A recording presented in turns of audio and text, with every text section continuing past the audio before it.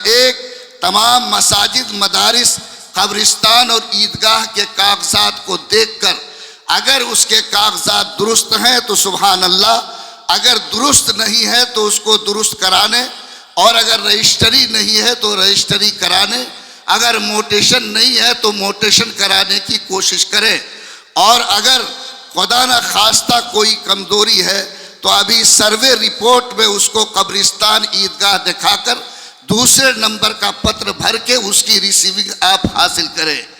مسجد کے بارے میں دوسری بات ذہن میں یہ رکھیں کہ اس ملک میں آپ ہی کو مسجد بچانا بھی ہے، آپ ہی کو مسجد بنانا بھی ہے، اور آپ ہی کو مسجد آباد رکھنا بھی ہے۔ کوئی ہاتھ آپ کی مسجد کو آباد کرنے، کوئی ہاتھ آپ کی مسجد کو بنانے، کوئی ہاتھ آپ کی مسجد کی حفاظت کے لیے نہیں آئے گا۔ ابھی سنبھل کی سرزمین پر جو حالات آئے وہ آپ سب کے آنکھوں کے سامنے ہے کہ ایک نہیں ڈبل سروے کر کے 24 گھنٹے کے اندر نوٹس پر عمل کر کے آج اس مسجد کے ساتھ جو صورتحال برپا کی گئی وہ تمام لوگوں کو سمجھانے کے لیے اور بیدار کرنے کے لیے کافی ہے۔ اس لیے آپ سب لوگ اس آبادی کی جو مسجد ہے، جس کے لیے آپ حضرات نے چندے بھی دیے ہیں، لیکن میرا یقین ہے کہ اتنا سا چندہ کافی نہیں ہے۔ اگر اس آبادی کے لوگ آئندہ بھی آپ کے پاس جائیں یا ضرورت محسوس کریں تو آپ ایمانداری کے ساتھ یہ سوچ کر کہ میں اللہ کے گھر کے نام پر اللہ کے گھر کی تعمیر میں حصہ لیتا ہوں، اور جس دن میرا ہاتھ اس کی تعمیر کے لیے بڑھے گا، میرا یقین ہے کہ میرے نبی نے جو خوشخبری دی ہے میں اپنی حیثیت کے مطابق دوں گا، اللہ اپنی شان کے مطابق میرے لیے جنت میں محل تعمیر کرے گا۔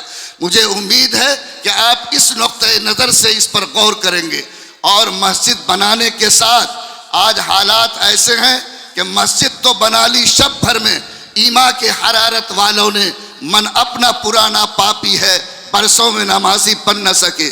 آج مسجدیں موجود ہیں، ٹائلز لگے ہوئے ہیں، سنگ مرمر ہیں، اور معلوم نہیں کس کس طرح سے مسجد کو سجایا جا رہا، لیکن مسجد کے فرش آج سجدوں کے نشان سے خالی ہیں۔ 90% مسلمان اور خاص طور پر 99% نوجوان آج مسجد کے در و دیوار سے دور ہے۔ یاد رکھیے، مسجد بنانا کمال نہیں، مسجد کو چمکانا کمال نہیں، مسجد کو بڑھانا کمال نہیں، بلکہ مسجد کو اپنے سجدوں سے آباد رکھنا یہ کمال کی بات ہے۔ مسجد چاہے چھپر کی کیوں نہ ہو، پھوس کی کیوں نہ ہو، لیکن اگر وہ سجدوں سے آباد ہے تو وہ آبادی قابل مبارکباد ہے۔ لیکن اگر مسجدوں میں چمک پیدا کی گئی، دیواروں میں ٹائلز لگائے گئے اور اس کو چمکا کر اس کو کوشش کی گئی کہ عالی شان بنایا جائے، لیکن اس میں سجدے اگر نہیں ہوں، نمازیوں کی تعداد اگر اس میں نہیں ہو، نماز پڑھنے والے اگر وہاں نہ پہنچے، تو یاد رکھیے وہ مسجد آبادی کے لوگوں پر لعنت کرتی ہے، اور آبادی کے لوگوں کے اوپر اللہ کی رحمت کے بجائے اللہ کی لعنت کی بھیک مانگتی ہے۔ اس لیے جو لوگ یہاں موجود ہیں، اگرچہ آپ میں سے بہت لوگ نظر نہیں آ رہے ہیں، لیکن میں آپ سے یہ گزارش کرتا ہوں، لوگوں یہ بہت مشکل وقت ہے۔ آج کے حالات میں بھی اگر آپ نے اللہ کی طرف پلٹ کر نہیں دکھایا، آپ اگر سجدے والے مسلمان نہیں بنے، آپ نے 5 وقت کی نماز کی پابندی شروع نہیں کی، بتاؤ کون سا ایسا وقت آئے گا جب آپ کا سر اللہ کے سامنے جھکے گا؟ اس لیے میں پورے مجمع سے وعدہ لینا چاہتا ہوں کہ انشاءاللہ ہم لوگ مسجد کے تعلق سے بیدار مسلمان بنیں گے، نہ صرف مسجد بنائیں گے، نہ صرف مسجد کو چمکائیں گے، بلکہ اللہ تعالیٰ توفیق دے تو ہم سارے کے سارے ایمان والے آج اس جلسے سے عہد کر کے اٹھیں گے کہ ہم اللہ کی طرف پلٹیں گے، سجدے والے مسلمان بنیں گے، مسجد چاہے چھپر کی کیوں نہ ہو، انشاءاللہ اس کو اپنے سجدوں سے آباد کریں گے۔ کیا یہ مجمع اللہ کے سامنے 5 وقت کی نماز کے وعدے کے لیے تیار ہے؟ اللہ تعالیٰ آپ کے حوصلے کو بلند فرمائے۔ مسجد کے تعلق سے تیسری بات آپ باندھیں، آج کے حالات میں جو فضا چل رہی ہے اور جس طرح ایمان کے لٹیرے آپ کے بچوں کے ایمان پہ ڈاکہ ڈال رہے ہیں، آپ ایمان والوں کی ذمہ داری ہے کہ مسجد میں صرف پڑھانے کا کام نہیں ہوگا، نماز کا کام نہیں، بلکہ ہر مسجد میں مکتب کھڑی کیجئے۔ اگر آپ کی آبادی میں کوئی مدرسہ نہیں ہے تو آپ لازم سمجھیے کہ آپ اگر چاہتے ہیں کہ آئندہ بھی مسجد آباد رہے، آئندہ بھی اس مسجد میں سجدے ہوں، آپ کے نسل کے پاس ایمان موجود رہے، تو ہر مسجد کے اندر مکتب کا نظام شروع کیجئے۔ بہت سارے لوگ کہتے ہیں کہ ماشاءاللہ بچے جائیں گے تو ایسا ہوگا ویسا ہوگا۔ نہیں، اگر بچوں کو کل کی تاریخ میں مسلمان رکھنا ہے تو آج چاہے اس سے مسجد کے اندر لگے کہ وقتی طور پر کوئی کمی آ رہی ہے، لیکن آپ کہیے کہ جب تک بچہ الحمدللہ نہیں سیکھے گا، قل هو اللہ نہیں سیکھے گا، آئندہ کی تاریخ میں وہ نماز ادا کرنے والا نہیں ہوگا، اور اگر نمازی نہیں ہوگا پھر مسجد آباد نہیں ہو سکتی۔ اس لیے آپ کے بڑوں کا حکم ہے، میں امارت شریعہ کے ایک خادم ہونے کے ناطے آپ کو امیر کا یہ پیغام سناتا ہوں کہ آپ لوگ اس بات کو گرہ میں باندھیں کہ جس آبادی میں مکتب نہیں ہے آپ مسجد میں مکتب کا نظام جاری کریں گے، 1 گھنٹہ 1.5 گھنٹے کا مکتب۔ لوگ مجھ سے کہتے کہ ہمارے بچے اسکول جاتے ہیں، آپ بچے کو اسکول بھیجئے، لیکن اسکول 9 بجے سے شروع ہوتا اور دن 6 بجے نکلتا ہے۔ آپ 7 بجے سے لے کر 8 بجے تک کا مکتب اپنے مسجد میں چلائیے، اور اس مسجد کے نظام کو مضبوط کر کے آپ پوری آبادی کے بیٹا بیٹی کو 1 گھنٹہ مسجد میں بٹھا کر قرآن کی تعلیم دیجیے۔ آج افسوس کے ساتھ کہنا پڑتا کہ مسجد میں بھی ٹائلز لگتے ہیں، مسجد کے مینارے آسمان کو چھوتے ہیں، لیکن جب امام کی تنخواہ پوچھتے ہیں تو بولتا ہے کہ 6,000 7,000 روپیہ۔ کیا آج لنگڑا مزدور بھی 400 سے کم میں نہیں ملتا؟ وہ حافظ قرآن جو مصلی پر کھڑا ہے، وہ حافظ قرآن جو بچوں کو قرآن پڑھاتا، جو آپ کے نماز کی امامت کرتا، شرم کرو مسلمانوں، آج ایک لنگڑے مزدور سے تم نے اس کی کب قیمت لگائی ہے؟ یاد رکھو وہ قرآن کا محافظ ہے، مصلی کا پاسبان ہے، رسول اللہ کے مصلی کا وارث ہے۔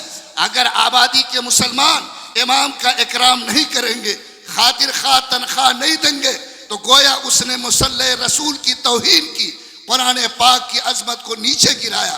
اس لیے آپ سے یہ گزارش ہے کہ آپ طے کریں کہ ہم لوگ جو مسلمان ہیں اور مسلمان ہونے کے ناطے آج مسجد کے لیے فکر مند ہیں، ہم لوگ مسجد کی آبادی کے لیے جو امام مصلی پر کھڑا کریں گے اس کی مناسب تنخواہ دیں گے، اس کو سماج میں عزت کی نظر سے دیکھا جائے گا۔ آج جو امام مصلی پر کھڑا ہوتا، جب تک مصلی پر ہے امام سمجھا جاتا، مصلی سے اترنے کے بعد پوری بستی کا غلام سمجھا جاتا۔ یاد رکھو یہ فکر غلط ہے، امام کی حیثیت کو امام رہنے دو، رسول کے مصلی کا وارث سمجھو، اس کا اکرام دل میں لاؤ۔ جب تک یہ قوم اپنے امام کا اکرام کرے گی، اللہ اس قوم کے اوپر بھی عزت کی چادر ڈالے گا۔ ہماری تو گزارش یہ ہے کہ آپ اپنے یہاں کی مسجدوں میں اس کی بھی گنجائش پیدا کریں کہ اس کے ایک کمرے میں لوگوں کی فلاح کا کام ہو، غریبوں کی مدد کا کام ہو، مجبوروں کی مدد کا کام ہو، بیواؤں اور مسکینوں کی مدد کا کام ہو۔ مہینے میں 2 مہینے میں وہاں سے کچھ اس طرح کی مدد کا کام کیا جائے کہ لوگوں کو لگے کہ یہ مسلمانوں کی مسجد صرف نماز کے لیے نہیں بلکہ لوگوں کے معاملے کو حل کرنے کے لیے بھی، تعلیم کے لیے بھی، غریبوں کی مدد کے لیے بھی ہے۔ آج کی تاریخ میں ایک خطبے کے بارے میں کہا جاتا ہے کہ دنیا کا سب سے مختصر خطبہ ایک الجزائر کے عالم نے دیا تھا۔ وہ ممبر پر چڑھے اور جمعہ کے خطبے میں صرف اتنا کہا کہ ایک بھوکے کو کھانا کھلانا سینکڑوں مساجد کو تعمیر کرنے سے میرے نزدیک بہتر ہے۔ آپ کے گاؤں میں اگر سماج کی غریب کی بیٹیاں شادی کے لیے بیٹھی ہوئی ہے، کوئی مجبور مسلمان تعلیم کے لیے بیچارہ پریشان ہے، کوئی علاج کے لیے تڑپ رہا ہے، مسجد کے سسٹم میں اس کو داخل کیا جائے کہ اس کے ایک کمرے سے ایسے کمزوروں کی، غریبوں کی، بیواؤں کی مدد کی جائے گی۔ اگر یہ سلسلہ بھی شروع ہو تو یاد رکھو مسجد کا پیغام اور زیادہ وسیع ہوگا۔ بس میرے بھائیوں، مسجد کے تعلق سے یہ 2-3 باتیں مجھے کہنے تھی جو میں نے آپ کے کانوں تک پہنچا دی ہے۔ آج کے اس جلسے کا دوسرا موضوع ہے اصلاح معاشرہ۔ اصلاح معاشرے کے بارے میں آپ سے کیا کہوں؟ آج سماج کو جتنی تقریر سنائی جاتی، جتنا جلسہ کیا جاتا، اتنا ہی زیادہ سماج میں بگاڑ بڑھ رہا ہے۔ میرے پاس فون آیا ایک ایسے انسان کا جو مجھ سے تعلق رکھتا تھا. جمعہ کا دن ہے, 11:30 بجے کا وقت ہے. میں نے یہ سمجھا کہ یہ مسئلہ معلوم کرنا چاہتے ہیں جمعہ کے بارے میں, لیکن جب اس نے مجھے بات کہی میرے رونگٹے کھڑے ہو گئے. انہوں نے کہا کہ مفتی صاحب میرا ایک بھتیجا ہے جو 2.5 سال سے کھاتا پیتا ہے, رات کو کچھ زیادہ کھا پی کے چلا آیا, بیوی سے جھگڑا کر لیا اور اپنی بیوی کو اس نے نشے میں 3 طلاق دے دیا ہے. مفتی صاحب اس کی بیوی کی عمر 35 سال 32 سال ہے, اس کی گود میں 3 بچے ہیں. آپ بتائیے کہ اس کو پلٹانے کا راستہ کیا ہوگا؟ لوگوں, میں ڈنگرا کے قریب سے گزر رہا ہوں اور یہاں سے لے کر گلاب باغ کا منظر دیکھ رہا ہوں. صرف اس آبادی میں نہیں بلکہ آج افسوس یہ ہے کہ مسلمانوں کی آبادی میں 70% لوگ نشیڑی بن رہے ہیں. آج چاہے وہ نشے کی جون سی قسم استعمال کریں لیکن ان کی زندگی نشے میں ڈوب رہی ہے. کوئی تاڑی کے مٹکے کے پاس بیٹھا ہے, کوئی شراب کی چسکی لے رہا ہے, کوئی انجیکشن لے رہا ہے, کوئی کوگریکس پی رہا ہے, کوئی بھانگ اور گاجا کھا رہا ہے اور نشے کی لعنت میں اس کی زندگی ڈوبتی چلی جا رہی ہے. مسلمانوں میں انصاف چاہتا ہوں, تم نماز پڑھتے رہو, روزہ رکھتے رہو, لیکن بتاؤ کہ تمہارے گھر کا بیٹا اگر نشے میں ڈوب کر 32 سال کی بیٹی کو 3 طلاق دے دیتا ہے تو بتاؤ اگر اس بیٹی کی زندگی اجڑے گی, 3 بچوں کے سر سے باپ کا سایہ چھینے گا تو بتاؤ اس باپ کے دل پر کیا چوٹ لگے گی جس نے 20 سال تک اپنی بیٹی کو پالا اور اپنی بیٹی کی عزت سے شادی کرائی. بولو کیا گزرے گا اس معصوم بچے کے دل پر جس کے سر سے باپ اور ماں کے سائے چھینے جا رہے ہیں؟ بتاؤ کیا گزرے گا اس بیٹی کی سندور پر جس کا سہاگ آج اجڑ رہا ہے؟ یاد رکھو یہ وہ لعنت ہے جس نے اس سماج کو آخری درجے پر خدا سے دور کر دیا ہے.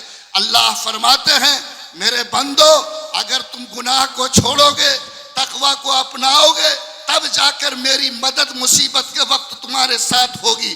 لیکن اگر تم گناہ میں ڈوبے رہے, اگر تم نے گناہ میں لت پت ہو کے زندگی گزاری تو یاد رکھو میری مدد نہیں ہو سکتی.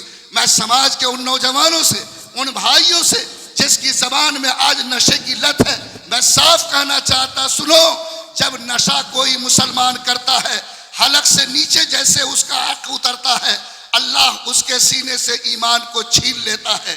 اور یاد رکھو نشہ کرنے والا مسلمان اگر نشہ کرتے ہوئے دنیا سے جاتا ہے تو بڑا سے بڑا گنہگار اپنے گناہ کی سزا بھگت کر جنت میں جا سکتا, لیکن نشیڑی کبھی اللہ کی جنت کا چہرہ نہیں دیکھ سکتا. آج اس نشہ نے سماج کو کتے سے زیادہ ذلیل, بندر سے زیادہ حقیر, سور سے زیادہ بدتمیز بنا دیا. ابھی کلکتہ میں ہمارے قاضی کے پاس ایک 17 سال کی بچی تڑپ کر کے آئی اور اس نے قاضی کا ہاتھ پکڑ کر کہا کہ مجھے انصاف چاہیے. قاضی نے پوچھا کہ بیٹا کیا ہوا؟ کہا کہ میرا باپ رات نشہ کر کے گھر میں آیا, میں اپنے کمرے میں سوئی تھی, میری ماں اپنے کمرے میں تھی, میرے باپ کو اس کی تمیز نہیں رہی کہ میں اس کی بیٹی ہوں کہ بیوی, وہ میرے کمرے میں داخل ہو گیا. رات اس باپ نے نشے کی حالت میں میرے ساتھ وہ سلوک کیا ہے جو کوئی شوہر اپنی بیوی کے ساتھ کرتا. جس باپ کے خون سے میں پیدا ہوئی اسی باپ نے رات میری عزت کو لوٹ لیا ہے. آپ بتائیے کہ اب میری زندگی کا کیا ہوگا, ماں کے نکاح کا کیا ہوگا؟ آپ بتاؤ کیا ایک نشیڑی جب نشے میں ڈوب جاتا ہے تو بیٹی اور ماں کی تمیز اس کی نگاہ سے اڑ جاتی ہے, وہ جانور اور کتے سے زیادہ ذلیل ہوتا ہے, اس کی اندر سے انسانیت مر چکی ہوتی ہے اور اس کی نظر میں انسانیت ختم ہو چکی ہوتی ہے. میں اس پورے مجمع کو خدا کو گواہ رکھ کر یہ کہنا چاہتا, مسلمانوں حالات ٹھیک نہیں ہے, پکڑو اپنے نوجوانوں کا ہاتھ, پکڑو اپنے بھائیوں کا ہاتھ. آج 70% طلاق صرف نشہ کی وجہ سے ہو رہی, آج ایکسیڈنٹ نشہ کی وجہ سے ہو رہے, آج بدکاری نشہ کی وجہ سے ہو رہی, آج مرڈر نشہ کی وجہ سے ہو رہی.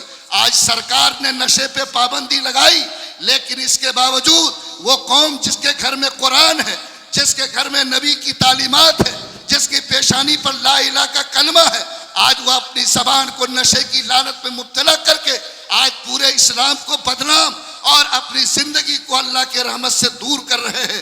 میں آپ سے بھیک مانگتا ہوں, آپ سے گزارش کرتا ہوں کہ اگر سچے مومن ہو, اللہ نے ایمان کی طاقت دی ہے اور آج چاہتے ہو کہ اللہ کی رحمت سے ہم دور نہ ہو، تو پورا مجمع قسم کھا کر کہے کہ انشاءاللہ کبھی وہ نشے کی لعنت میں مبتلا نہیں ہوگا۔ اللہ ہمیں اس کی توفیق عطا فرمائے۔ اٹھاؤ ہاتھ اور وعدہ کرو کہ انشاءاللہ کبھی ہم اپنے گھر میں لعنت، نشے کی بدبو آنے نہیں دیں گے۔ آج صورتحال یہاں تک خراب ہو گئے کہ ہمارے یہاں جو شادی بیاہ کا رواج ہے وہ فضولیات سے بھر گئے، اور ایسی فضولیات ہو رہی ہے کہ آج یہ مسلمان تہجد گزار بھی ہے، جماعت میں چلہ بھی لگایا، لیکن باراتی کی گاڑی پر بیٹھ کر آج بیٹی والے کے دروازے پر جا کر لوٹ مچانے میں اس کو بھی شرم نہیں آتی۔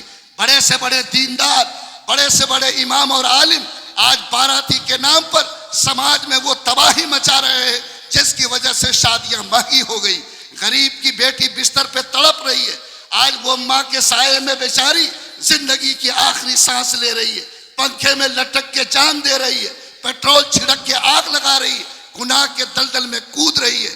آج لاکھوں تمہاری بیٹیاں آج نکاح کے مشکل ہونے کی وجہ سے آج وہ ارتداد کے راستے پر کھڑی ہو گئی۔ آپ سے میں سوال کرتا ہوں، آپ کہتے ہو مسواک کرنا سنت ہے، آپ کہتے ہو پلیٹ چاٹنا سنت ہے، آپ کہتے ہو ٹخنا سے نیچے کپڑا لٹکانا حرام ہے، لیکن یہ بارات میں جانا، بیٹی والے کے دروازے پر جا کر اپنی زبان پہ چٹخارا لے کر کھانا کھانا، بتاؤ کس اسلام کے اندر جائز ہے؟ یاد رکھو، کسی پیغمبر کی زندگی میں باراتی کا ثبوت نہیں، صحابہ کی زندگی میں باراتی کا ثبوت نہیں۔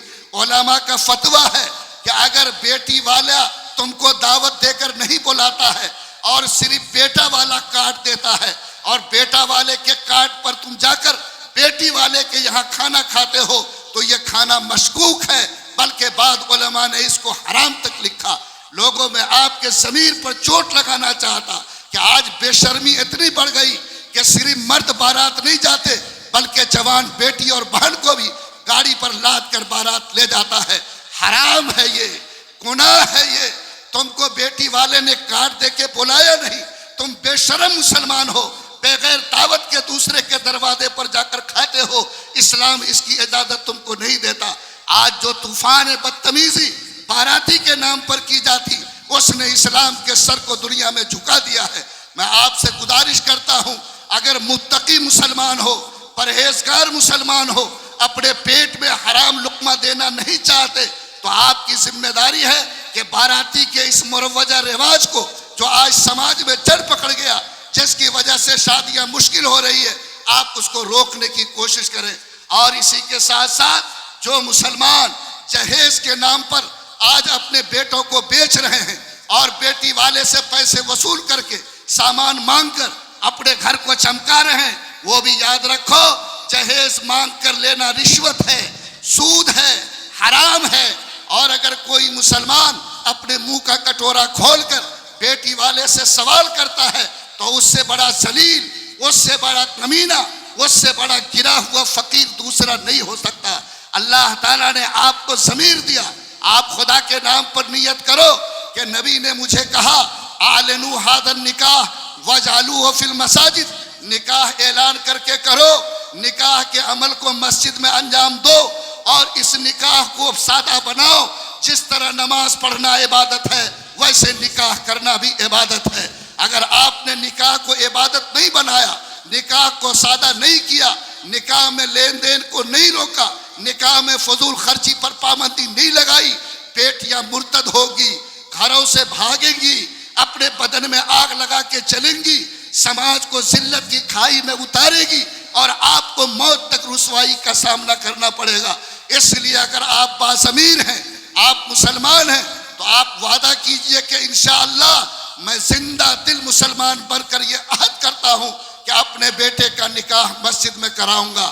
آپ کو اللہ نے کھانے پینے سے منع نہیں کیا، لیکن کھانا ولیمہ کے نام پر ہوگا، کھانا ولیمہ کے نام پر ہوگا، اور ولیمہ کے نام پر بیٹا والے کے یہاں کھایا جائے گا، بیٹی والے کے یہاں جا کر گلچھرہ اڑانے کی اجازت اسلام نے آپ کو نہیں دی ہے۔ آج کھانے میں یہ قوم اتنا گر گئی کہ آج صورتحال یہ ہے کہ جنازے کی خبر ملتی ہے تو جس کے گھر میں میت ہوئی، میت کے کفن کے ساتھ اس مسلمان کے پیٹ کے لیے گوشت اور چاول کا انتظام کرتا، دسترخوان سجاتا۔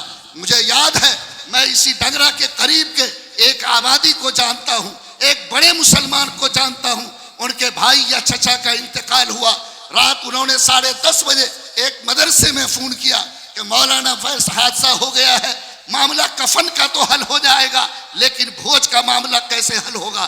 اور آج یہ بے ضمیر مسلمان جنازہ پڑا ہے، گوشت اور بھات اڑا کر کے اپنے پیٹ میں وہ سکون دیتا ہے کہ لگتا ہے کہ یہ کسی جنازے میں نہیں بلکہ شادی میں آیا۔ خبردار، اس بھوج کا کہیں شریعت میں رواج نہیں ہے، ثبوت نہیں ہے۔ آپ کی ذمہ داری ہے کہ جس آبادی میں جنازہ ہو، گاؤں کے لوگ اگر اپنے طرف سے انتظام کریں کھانے پینے کا تو ٹھیک، ورنہ جنازے میں کب میں شریک ہونے کے لیے جاؤ، وہاں جا کر گوشت بھات اڑانے، دعوت کھانے کی نیت کو خبردار کبھی مت اپناؤ۔ اسلام اس کی اجازت نہیں دیتا، ایمان اس کی اجازت نہیں دیتا، آپ کو ایمان کی طرف سے کبھی اس کی گنجائش نظر نہیں آتی ہے۔ آج حالات اتنے بدتر ہو گئے کہ ہماری مائیں بھی جلسہ سننے آئی ہیں، آپ بھی آئے ہیں، لیکن ایمان والوں بتاؤ کیا جلسہ سنتے ہوئے بھی پردہ داری کا خیال ضروری ہے یا نہیں ہے؟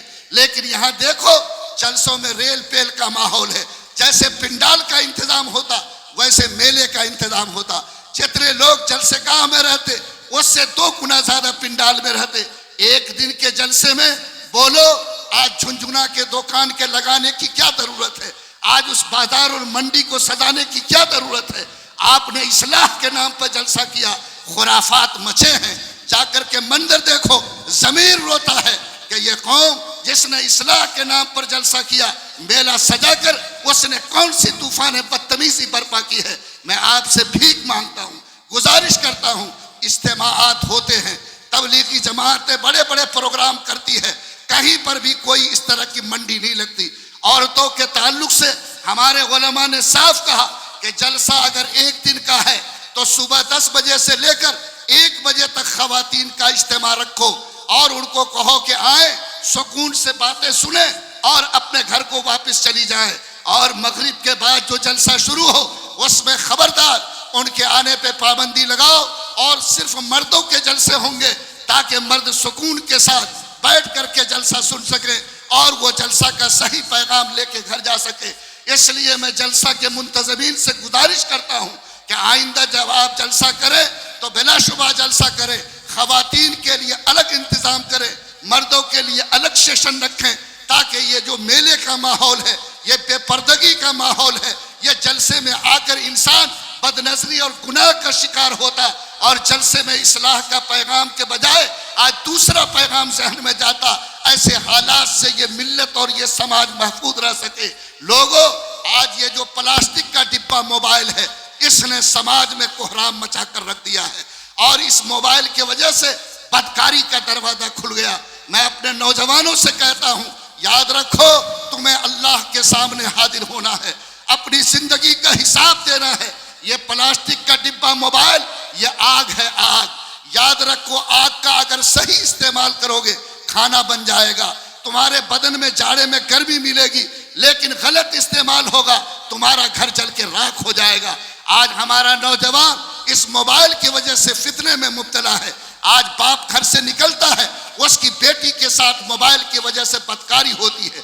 آج بے شرم مسلمان اپنی جوان بیویوں کو اسکرین ٹچ موبائل دیے ہوا ہے، 1 گھنٹہ اس سے بات ہوتی اور گھنٹوں دوسرے سے موبائل کے اسکرین پہ باتیں ہوتی ہے۔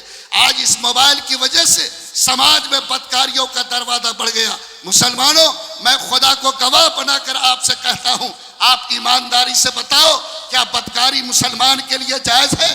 کیا کسی کی بیٹی کی عزت پر ہاتھ ڈالنا، کسی کی بیوی کی عزت پر ہاتھ ڈالنا، کیا اسلام آپ کو کبھی اس کی اجازت دیتا؟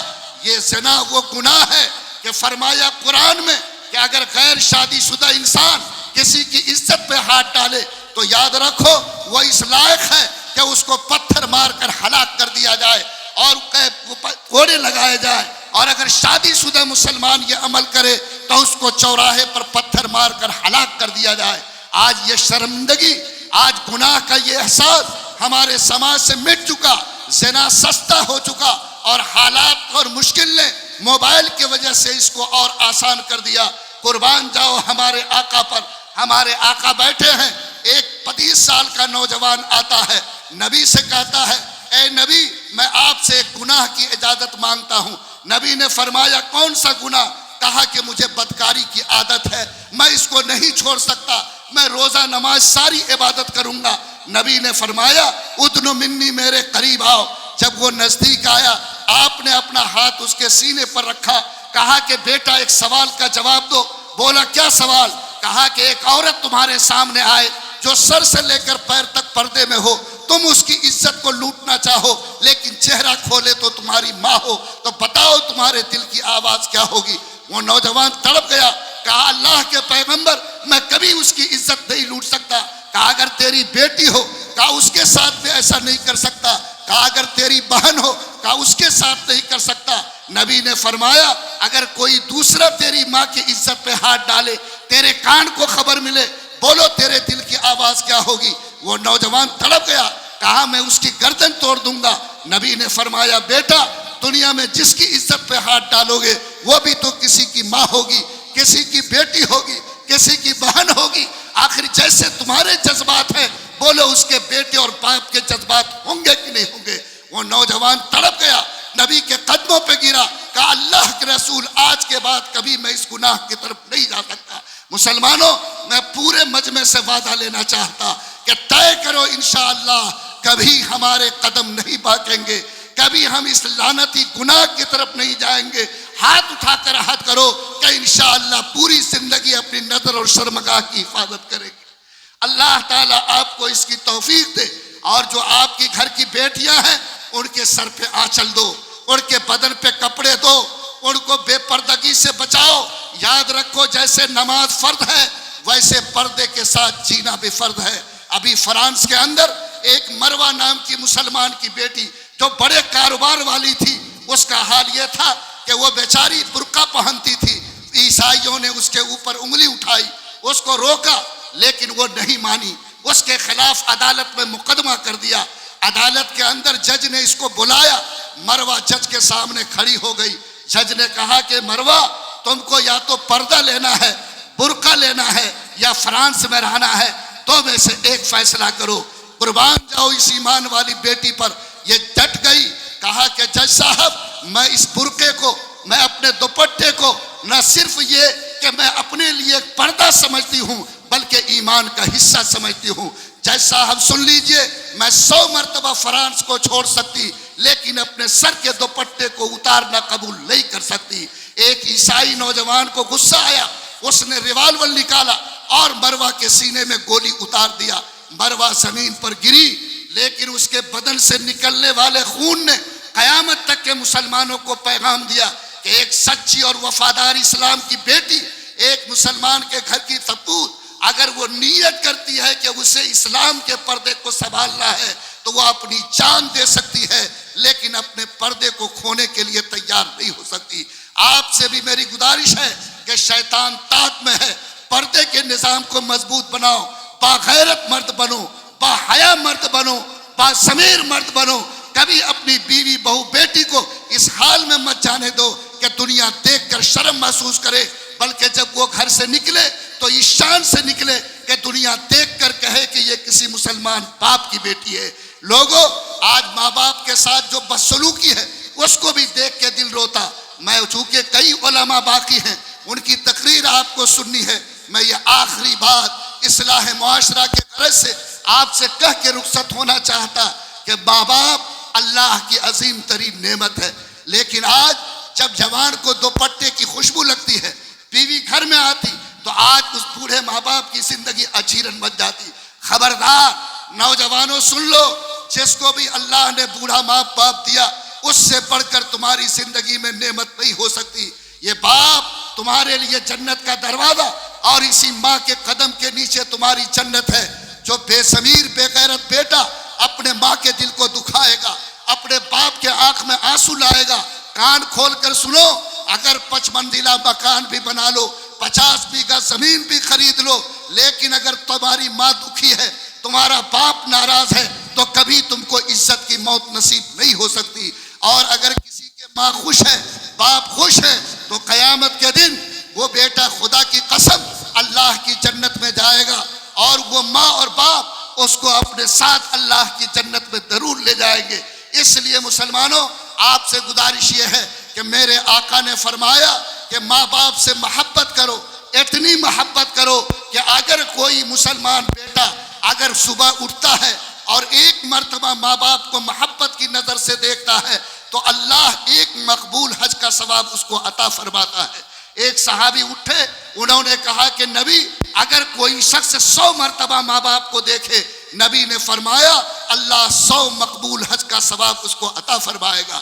لوگ ہم لوگوں سے کہتے ہیں مفتی صاحب دعا کر دیجئے گا، یاد رکھو ہم دعا کریں گے 99% گارنٹی ہے قبول ہونے کی، لیکن اگر 100% دعا قبول کرنا چاہتے ہو تو یاد رکھو اپنی ماں سے دعا لو، اپنے باپ سے دعا لو۔ جب ماں کا ہاتھ، باپ کا ہاتھ بچے کے حق میں خدا کے سامنے اٹھ جاتا ہے، نبی نے گارنٹی دی کہ 100% یقین ہے کہ اس کی دعا قبول ہو کر رہتی ہے۔ آج جو لوگ اپنی ماں کو رلاتے ہو، یاد رکھو یہ وہ ماں ہے جس نے 9 مہینے تمہارے بوجھ کو پیٹ میں ڈھویا ہے، اپنے جسم کے خون کو دودھ بنا کر پلایا، ٹھنڈک کی رات میں وہ پیشاب پر سوئی اور تم کو پیشاب سے بچایا ہے۔ اس لیے میں پورے مجمع سے یہ وعدہ لینا چاہتا ہوں کہ آپ طے کریں کہ جس کو بھی ماں باپ کا سایہ ملا انشاءاللہ کبھی زندگی میں ماں کے آنکھ میں آنسو، باپ کا دل ٹوٹتا ہوا نہیں دیکھیں گے، بلکہ سب سے پہلے وہ بھوکا سونا پسند کرے گا، لیکن خدا کی قسم اپنے ماں باپ کو بھوکا دیکھنا پسند نہیں کرے گا۔ ہاتھ اٹھا کر کہو کہ انشاءاللہ ہم ماں باپ کی خدمت کریں گے۔ اللہ تعالیٰ توفیق دے۔ بس میرے بھائیوں، اصلاح معاشرہ کے تعلق سے یہ چند باتیں کہ ہم سب لوگ نشے کی لعنت سے سماج کو پاک کریں، نکاح میں جو فضول خرچی ہے، لین دین کے نام پر جو ظلم ہے، اس دروازے کو ہم لوگ بند کریں۔ ہم طے کریں کہ ہمارے یہاں جو لوگ ہیں وہ سماج کے اندر باحیا بنیں گے، زناکاری بدکاری کا دروازہ بند ہوگا، موبائل پہ کنٹرول ہوں گے، ہماری جو بیٹیاں بہو ہیں ان کے سروں پہ آنچل اور پردے کا اہتمام ہوگا، ہمارے گھروں میں جو ماں باپ کا سایہ ہے انشاءاللہ اس کی خدمت کر کے ہم جنت کے حقدار بنیں گے۔ لوگوں اگر اس مجلس میں ان چند گناہوں کو بھی آپ نے دھو دیا تو اللہ کا وعدہ ہے جو گناہ سے پاک ہوگا، گناہ سے اپنے کو دور کر لے گا، اللہ 2 وعدہ کرتے ہیں کہ دنیا میں کبھی ہم اس کو بے سہارا نہیں چھوڑیں گے، اور اللہ فرماتا ہے کہ کبھی اس بندے کو ہم بھوکا سونے نہیں دیں گے۔ آج یقین کے ساتھ اس مجلس کو توبہ کی مجلس بنا دو، طے کرو کہ اللہ جو گناہ ہو گیا اس کو اپنے کرم سے معاف کر دے۔ اللہ سانس ٹوٹ جائے گی، گناہ کے ساتھ جائیں گے، جہنم ٹھکانہ ہوگا، پوری دنیا کی زندگی اجڑ جائے گی۔ اے اللہ اس دنیا کو بھی سجا دے، آخرت کو بھی سجا دے۔ اے اللہ میں جانتا ہوں گناہ میں سکون نہیں ہے، گناہ میں عزت نہیں ہے، گناہ میں چین نہیں ہے۔ اللہ نے نیکی میں طاقت رکھی ہے، اللہ نے نیکی میں رحمت رکھی ہے، اللہ نے نیکی میں برکت رکھی ہے۔ اس لیے سارے کے سارے مسلمان آج کی رات کو توبہ کی رات بناؤ، رب کے سامنے جھکو، اس آخری پہر میں خدا سے توبہ کر کے آج اس مجمع میں قسم کھا کے جاؤ کہ انشاءاللہ تقوی کو سنبھالیں گے، گناہ سے بچیں گے۔ لوگ کہتے کہ گناہ سے کیسے بچیں گے؟ ہم کہتے کہ موٹر سائیکل بریک سے رکتی ہے، گاڑی بریک سے کنٹرول ہوتی، تم بھی بریک لگاؤ۔ کون سا بریک؟ اللہ کے ڈر کا بریک۔ حضرت یوسف زلیخا کے پنجے کے نیچے ہیں اور کمرے میں بند ہیں۔ زلیخا جیسی خوبصورت عورت کہتی ہے کہ آؤ یوسف ہے تلک، میرے ساتھ گناہ کرو۔